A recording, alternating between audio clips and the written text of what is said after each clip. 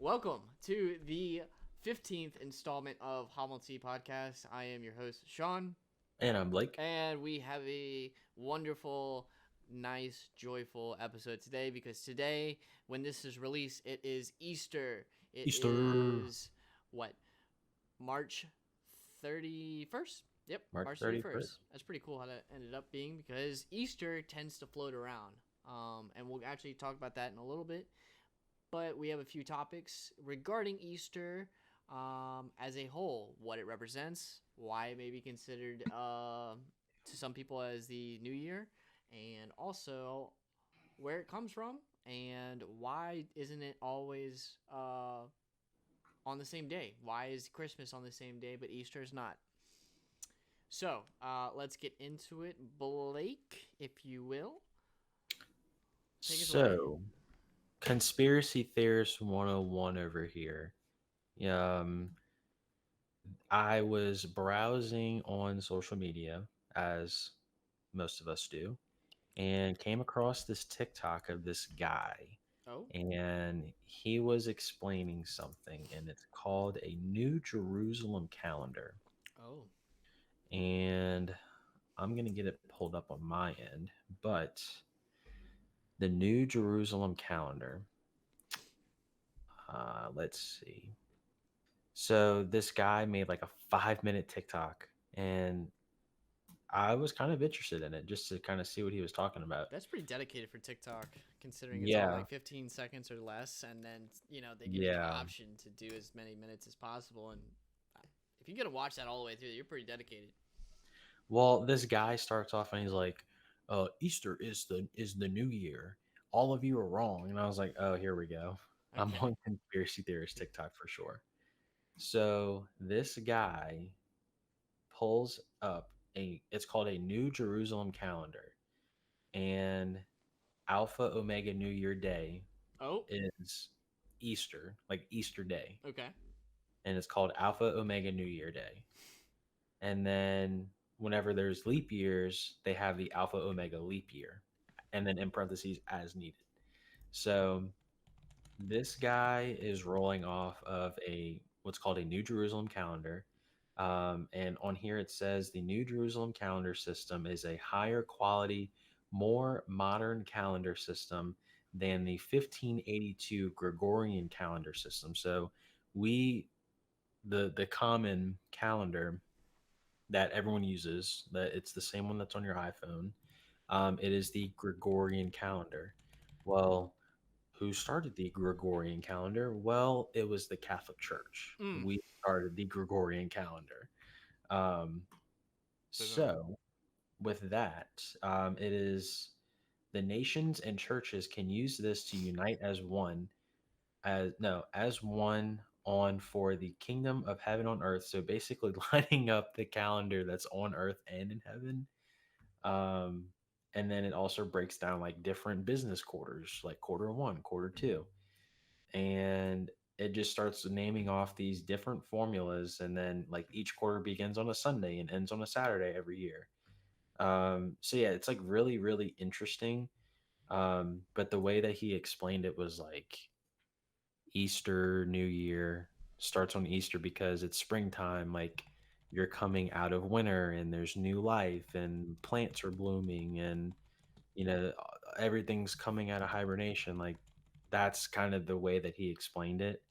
And I forget I forgot what day it was, but I'm pretty sure he went live on TikTok, and he was like having his own New Year's party.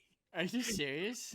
He was having his own New Year's party, and for us, it was like I don't know, it was like February 10th or something like that, like a Thursday or something. And this guy is like live on TikTok, and he's like having this massive party, and he's like, "Oh, it's Easter, New Year." He's Um, having the time of so his life. yeah. So the New Jerusalem calendar. Yeah. So this guy thinks Easter is the New Year, and us Gregorian people are on the wrong calendar, and we all need to switch to this calendar so all of the nations and churches can unite with the kingdom of heaven on earth. Okay. That is this guy's message. So, um, yeah, don't listen to him. I don't know where this guy found this, or he probably made this. I have no idea. I've been trying to do some research on it, but I can't really find anything else on it. I just find a bunch of Facebook accounts. I don't really know, but I thought it was pretty interesting. That is pretty interesting, especially the fact that he threw his own party. How many people Yeah. were at the live stream? Two. It was very minimal. It It was was a you very. and somebody else. It was me and probably him. Maybe you and him, or Two his of us. mom or something. Yeah. Oh my gosh, dude, he probably was pumped. Um, Dang. Okay. Well, here's a question that some people ask, and we actually don't really think about. Why does Easter change every year, but not Christmas? And I found this on Reddit. It says, I Ooh, understand. Reddit. Yeah, I understand why Easter changes every year. It's to coincide with the Passover. But if the Catholic Church decided that December 25th was the birth of Christ based off the idea that he was supposed to be conceived exactly on the day he would be eventually crucified, then why does Christmas just come exactly 9 months after Easter, whenever Easter falls that year? Why did they decide to fix date? Blah blah blah. Somebody answered saying the Passover festival comes from Judaism that used a lunar calendar, not the Gregorian calendar that Blake was talking about, but the lunar calendar. And Christians use a solar calendar. It is also important for the church to celebrate by keeping in mind the date on which it really happened, and we know exactly when it happened. Christmas responds to the pious desire to celebrate Jesus' birthday, but we do not know when he was born because the Bible does not say. So we try to adjust the original date. A specific date was chosen to do it using basic biology, as on March 25th. The Annunciation of the Angel was already being celebrated, adding up 9 months, which is the average duration of pregnancy. So it came out to December 25th. Basically, what they're trying to say is they don't know why Easter isn't on there. They're mainly just trying to uh, thumb it out by going by those calendars. And using our saint feast days like the Annunciation type deal to kind of judge how long it took for Christ to actually be born or Christ to be crucified. But the Yeah, reason that's interesting. the reason Oh, why many of us do it in Louisiana, well, what we go off of is, of course, Mardi Gras, which is a Catholic holiday that a lot of people don't actually know that it's a Catholic holiday. But Fat yeah. Tuesday, so Fat Tuesday back in the day was sometime when you basically had to clean out your pantry, like eat all the food that would go to waste pretty soon, expire, all that type of deal. Eat it up, literally become fat on that day. It was a day of feast, and no food went to waste because back then, fasting was widely practiced and seriously practiced. Like it wasn't just give up a Coke, give up Diet Coke, um, give up social media, that type of deal. They practiced so hard that they actually gave up food for a very long time, where they could only eat one meal a day, and that meal wasn't big at all. It was like a small, maybe to us like a sandwich, and that was it. That's all they ate during the day. So Fat Tuesday was cleaning it out. The next day was Ash Wednesday, and of course, um, however, you really practice it 40 to 47 days after Ash Wednesday, or 46 days is Easter.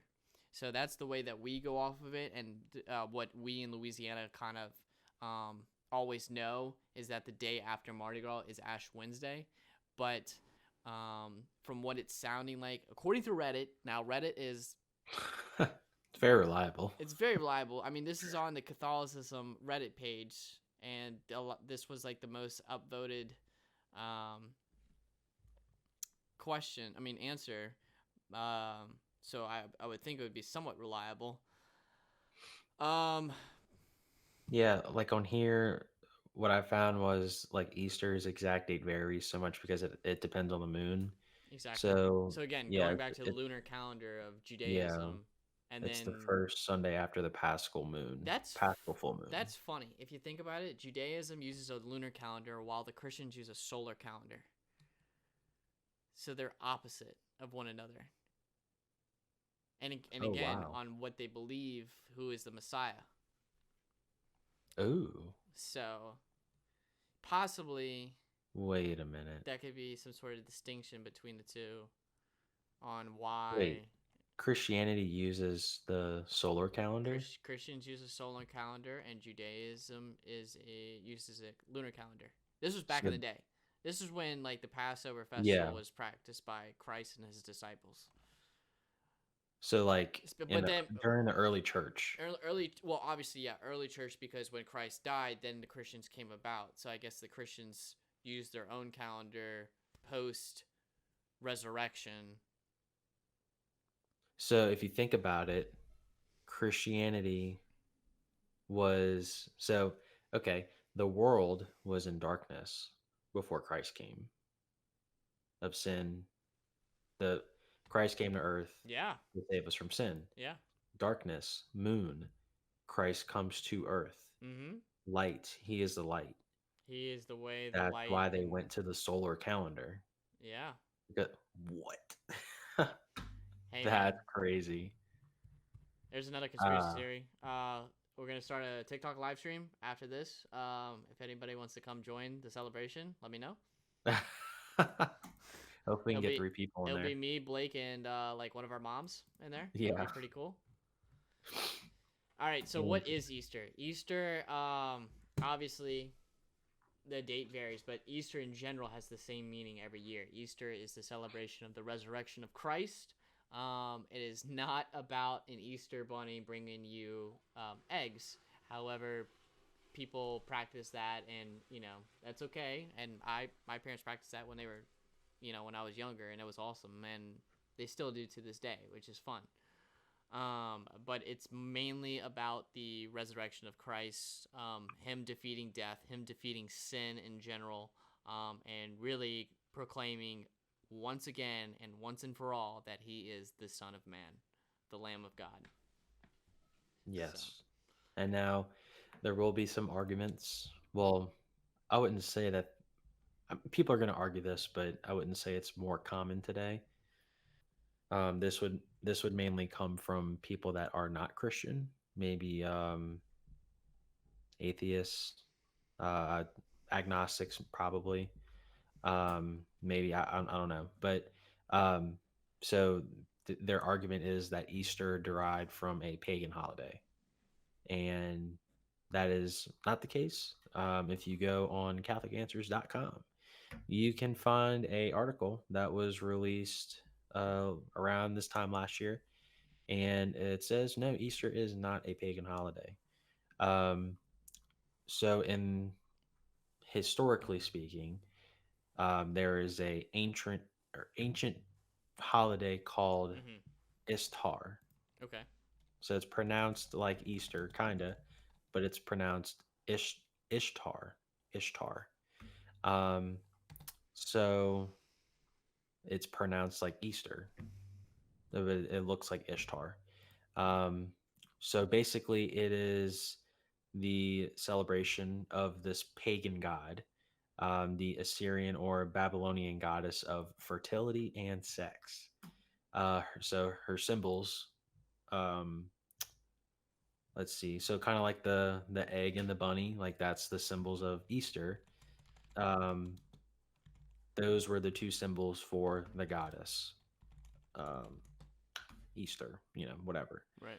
So after Constantine decided to Christianize the empire, Easter was changed to represent Jesus. But all of its roots, Easter, which is how you pronounce Ishtar, but it's pronounced Easter, um, you know, for celebrating fertility and sex. So like that is going to be the main argument that a lot of people say.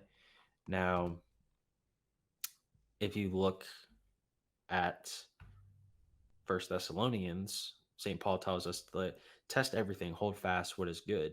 So when it comes to this, you know, pagan celebration, we can see that it has cultural practices and like accepted by society and retaining those elements and all of that. But um, if you were to just kind of look at the actual holiday itself and, you know, looking not only, with your faith, but also historically speaking too, it really is the resurrection. Absolutely. And it, a lot of people may need a little bit more physical evidence in that aspect. It's there's really not much you can do for them. Um, all that you have is your faith to believe in that it did happen. Um, but yeah, I mean there's a nice little article in here. Um, it's just a celebration of pagan gods, but really in the early church they made the holiday Easter, the Easter that we know as Catholic Christians. Gotcha. So many people nowadays celebrate Easter with, again, the Easter bunny and the Easter eggs. Blake, what does your family like to do when it comes to Easter? Or Um, I should say, honestly, Easter weekend, because for a lot of us Catholics, we do stuff throughout the weekend. yeah, especially down south. I mean, definitely crawfish. That's always a big thing. We always, or not this year because crawfish is too expensive, but Right. we would always have a crawfish boil on Good Friday. But that would be the only meal that we would eat on Good Friday, obviously, for fasting and all that. Mm-hmm. But we would just have the crawfish boil. We wouldn't do anything else. And then sometimes, I think this was probably when I was younger. Um, my dad would cook a leg of lamb on Easter, Okay. which is, I'd say that's pretty traditional. Yeah, we would eat lamb on Easter because lamb of God, coincides. Gotcha. Pretty pretty And traditional. plus, it, So it also nods to, I think, the Passover not to the Passover, yeah. Yeah. Passover festival. Yep. Which, if I'm wrong, I mean, correct me in the comments, but I think the Passover dealt something with the lamb, and you had to take it in if it was like spotless, and keep it in your house for the entire Passover, and then of course, um, eat it after. Hmm. So I think something like that, or like make some sort of altar sacrifice of the lamb, and this was very Old Testament. Um, Obviously, I don't think many Jews do that to this day. They probably just eat lamb. Yeah. My family, of course, does the Passion of the Christ like many people do around this weekend. Again, we also do crawfish, but again, crawfish is very, very, very expensive, unfortunately, this year, I don't think it's coming down either. which really sucks. Yeah, that is happening. Blake and I are doing our Good Friday pilgrimage in New Orleans, which I'm super pumped about. Especially having kind of the following that Blake and I are having with Homiltea, which is such a blessing. Thank you guys so much. Yeah. And we are just going to kind of hunker down. We usually actually don't eat lamb for ours. We have a Easter ham type A deal. lot of people eat ham. Yeah. It Ham seems to be popular I don't know on Easter. why. I just eat it, you know. Yeah. I don't ask questions when a See, delicious I ham kind is of to me. I correlate ham with like Thanksgiving or Christmas. But Yep. a lot of people that I've talked to lately, they do ham on Easter, Mm. which I never thought about. Yep. We do ham on Easter, so um, it's gonna be really interesting. Now, I for me personally, I know I need to catch up on my Lent Pray 40 on Hallow. It's actually been pretty good and been very, very rewarding. I actually just listened to Jordan Peterson's wife.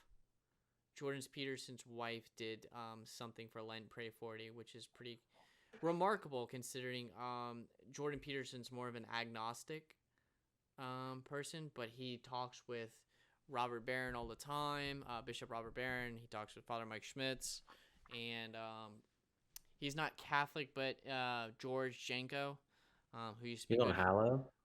Not George. No, Jordan Peterson's wife.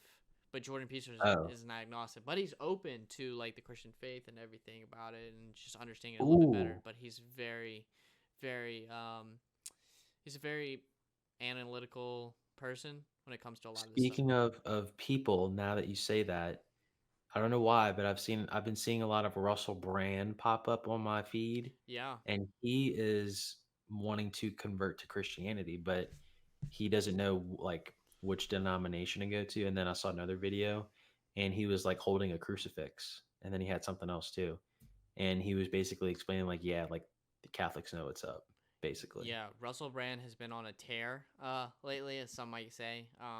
Yeah, He is viewing a lot of stuff that's going on with the world and seeing how Christians, although that we are sinners, we have a higher power to look up to, and that leaves us with a more true Christians with a more calming demeanor and calming mind, yeah, instead of people who act a little bit more erratic on their decisions.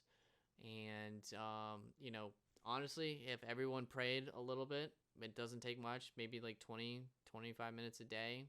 I mean, you guys scroll on TikTok for hours upon hours, so what's 20-25 yeah, minutes?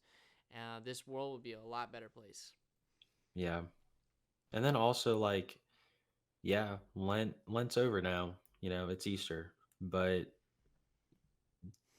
don't don't let up off that gas pedal. No. You know, you already went 46 days. Yeah, if you gave up something like for me, coffee. I haven't had any coffee this entire time.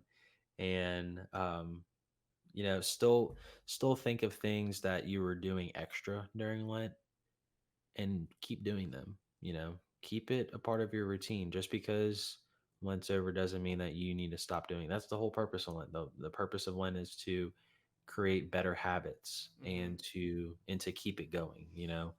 Or yeah. Keep that fire in you. Yeah. You know? Or even, sometimes that, you may really need that habit back, or like you can manage it a little bit better, but you started to see yourself kind of creating a new habit or understanding your ways a little bit better without that distraction. Maybe you can give up something else post Lent, right? Obviously, if you need something and you've been giving it up and you need it for like work or however you run your life, obviously take it back. But notice how you were those 40 to 46 days. Notice how Yeah. you can give up something. Notice how you can strive to be a better person just by doing the little things. Um, and honestly, just keep surrendering. There's no limit to how much you can truly surrender to Christ, um, and be more saint like. All the saints who have ever been wanted to be more saint like, but once they reached that quote unquote maximum, they didn't stop. They kept going. So it's important for us to realize that just because Lent is over doesn't mean that our sacrifice and our surrendering to Christ needs to stop. It actually needs to probably go a little bit further. Um, and it's a very important time, and unfortunately for a while, in ordinary time, we won't have many Catholic holidays coming up. Yeah. But this is honestly probably a more truer test in your faith in Christ, instead of having Lent kind of hanging over you, making sure you don't eat meat. I can honestly say, um, this is my first Lent in a very, very long time where I have very much so focused on not eating meat on Fridays. There's been a couple times where unfortunately I'll be really tired on a Friday and I will eat a biscuit, and I will think about it like 30, 45 minutes later that I just ate a sausage biscuit.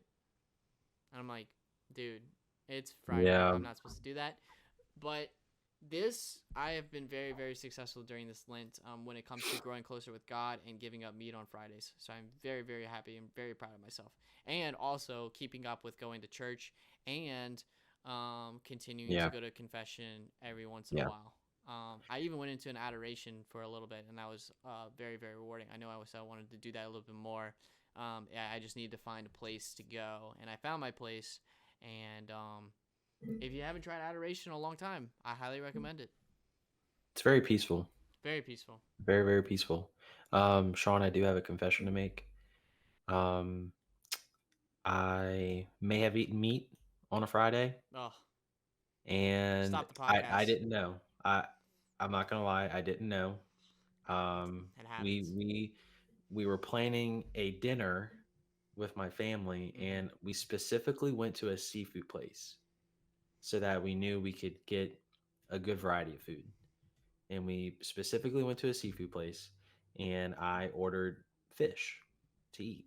And the waitress was like, "Oh, do you want steamed vegetables and dirty rice?" I was like, "Yeah, yeah, I would love that." Plate comes out, chowing down on the fish, move over to the vegetables, eat the vegetables, started eating the rice.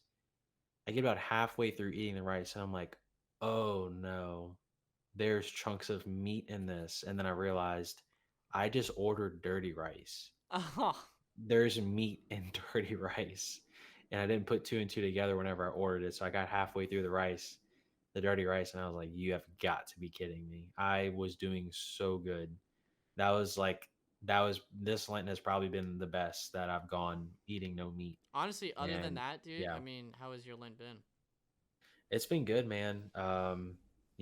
The coffee thing, obviously, it's been a struggle. I'm not gonna lie. I didn't realize how much coffee I drank every day because looking back on it, I would drink coffee every day, if not every other day in the morning, and that would be the only thing that I would drink all day until like maybe or almost before dinner time, and then I would probably drink water or something. Mm-hmm.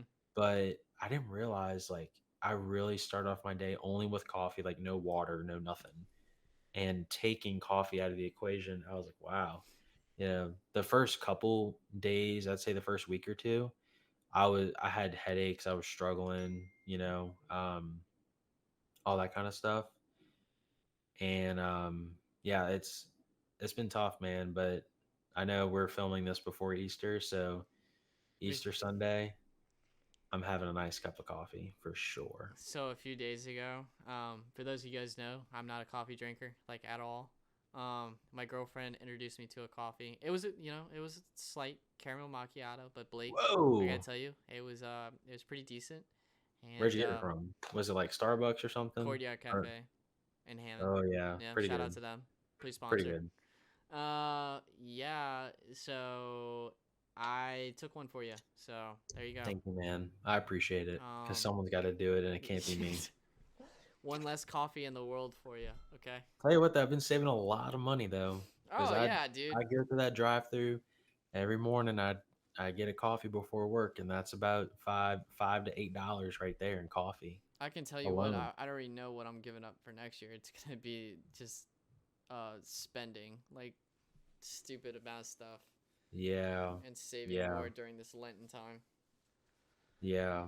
Um, the only thing I feel like that I wish I could have done better was praying the rosary a little bit more. Towards the end of Lent, I started praying it a little bit more. Mm-hmm. Um, but like we went to adoration today for like we keep telling y'all this 15 minutes. It took me 15 minutes to pray a rosary. Yeah, Like you can take 15 minutes out of your day to pray a rosary. It's not that hard. And if you think that one's too long, you can do the Divine Mercy Chaplet. You can probably do it in 7 minutes. It's if you're on a time crunch, but um, it doesn't take long. Like seriously. But yeah, I wish I could have done that a little bit more. Um, but other than that, I mean, the coffee thing, that's really what I've been doing good with. that's good, dude. No, What about you?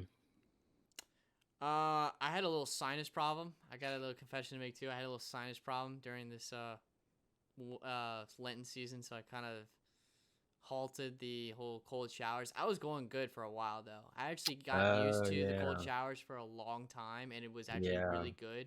But then I was like, dude, I have been sick for like 8 days, and I think I had like school. I had like a long day. I had work for at least 10 hours, and then Jeez, I had school like right after that for like another 4 hours. So I'm like, dude, I gotta do something about this. So I think for like 3 days straight, I went for hot showers, and yeah. But I will say, cold showers are very rewarding. Cold showers are good for your skin, and you get used to them after like I think day 2 or day 3 for me. I got used to them, so it's yeah. pretty fast. What were you like fully cold, or did you kind of have it like a little bit on Oh the no, I was warm, fully cold, man. I went like all the way. fully Yeah, full send to the yeah, cold? absolutely. I did not Okay, play around, but okay, I think the other one was just me just trying to get closer to my faith in general, and I've really really enjoyed that. Going to mass more, going to adoration, confession, listen to the Bible in a year, catechism in a year. I think I'm on yeah, like day 84 right now. yeah. You flew past me. I'm on like 63 or something like that. Yeah. You flew past me. And what's cool about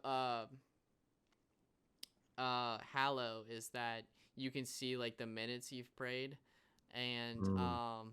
so I did like a session during the day, and I would just listen to it. Like I listened to it, I'd walk around, I'd study, and just continue to listen to like the next session, and I think I got like 1,100 minutes in like one day.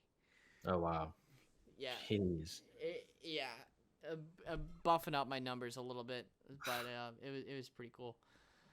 How to get those rookie numbers up? Yeah. So, and what's important to know, this is post topic is that Homiltea is going to be a more of a bi-weekly podcast. Episodes are going to come out bi-weekly. We're back to uploading shorts and memes and all that, and making Catholicism fun on social media. But when it comes to episode recordings and topics and that type of stuff, it's going to be more bi-weekly, just so we can pump out the best type of content for you guys. There was a period of time where we were on a roll. We've been on a roll for the entire time, but we started to get a little stumped on what could we do much better. What could we do better in bringing better content to you guys, understanding Catholicism better, Catholicism for us better. So we are going to be more of a bi-weekly podcast, which I know maybe some of you guys are bummed, but we want to give you guys the best type of content we possibly can. It's um, okay. You don't have to be upset. oh, you don't have to be upset at all. It's actually a much better thing. It's good for us. Yeah. So with that being said, that was our topic on Easter, and really, really enjoyed it. I hope you guys enjoy this. I know it's going to be a short episode, but we want to reiterate that the main thing for today is that Christ has risen, the tomb is empty, and that you should honestly spend more time with your family today Yeah. and not on your phones. So we'll leave it at one last thing. Saint Station of the week. Blake, go ahead and Do, go do, first. do, do, do, do, do. I don't think we've done this one, but I have to do Saint Mary Magdalene. Have to, Okay. have to do Saint Mary Magdalene. The first witness. She was the first one to witness Christ outside of the tomb. Um, so, give you a little backstory. There were many initial witnesses to the resurrection, but who was the first to actually see the resurrected Christ? So that was Saint Mary Magdalene, and that's in the Gospel of John. It says that. So in chapter 20, we read that she came across the empty tomb. St. Mary Magdalene ran to tell Peter, who comes. Peter sees the empty tomb for himself and takes off with the other disciples, but Mary Magdalene stays behind, weeping outside of the tomb. And then a man later appears to her asking why she is weeping. The man turned out to be Jesus. There you go. So, what are some things that we can learn from her? So, Pope Gregory, or Pope Saint Gregory, the Great, tells us in one of his homilies that we should reflect on Mary's attitude and great love that she felt for Christ. For through the disciples had left the tomb, she remained. So, you may stray away from Christ in your life, but you know, maybe ask for Saint Mary Magdalene's intercession sometimes if you need to kind of get back on track. So, burning with the fire of love, she longed for him who she thought had been taken away. So, she initially thought that like Jesus was taken out of the tomb, but come to find out that he was resurrected. Um, but yeah, I mean, just in the story to us today, all Christians are standing with her outside of the tomb, waiting for God, longing for Christ. All of us can relate in some way to the unease and anxiety that nagged at her soul when she was confronted with the absence of Christ. But we can always seek God in our times of need and preserve our faith in the end. So, yeah, Saint Mary Magdalene. Awesome. I got another one from the actually more the crucifixion. Okay. Saint Joseph of Arimathea. Yes. Good one. Big dog from Yeah. Sanhedrin. He is a venerated saint, although he was a Jewish Pharisee, but he was one of the Jewish Pharisees that actually believed in Christ. And he was one of the Jewish Pharisees that actually helped perform the burial rites on Christ after the crucifixion was done. Joseph of Arimathea was a very much so follower of Christ. And if you've ever seen The Chosen, Yusuf in The Chosen, I believe, is Joseph of Arimathea, who shows very like qualities to the Bible version. Joseph of Arimathea is probably one of my favorites people from around the time of Christ, just because of how much persecution he would have gone through or has gone through, considering he was part of the great Sanhedrin of Jerusalem, yet he was a follower of Christ in the shadows. Yeah, that's mine. Joseph Arimathea, Mary Magdalene. We got some top dogs for this Easter. I hope you guys really, really do enjoy your time with your family. Yes. And we will see you in 2 weeks with 2 weeks. another episode. The next episode is going to be a big one. I will hint it to you. It's going to be the 12th apostle. But do you know who the 12th apostle is? Pondering. You may Pondering think question. that you know, but we got some ideas. Thank you guys so much for watching this video. I hope you enjoyed it. If you did, please leave a like, subscribe for more, and follow us on all of our social media. And if you're listening to us on Spotify or Apple Podcasts, please do us a favor and follow along. Thank you guys so much, and we'll see you next time. Later. Later.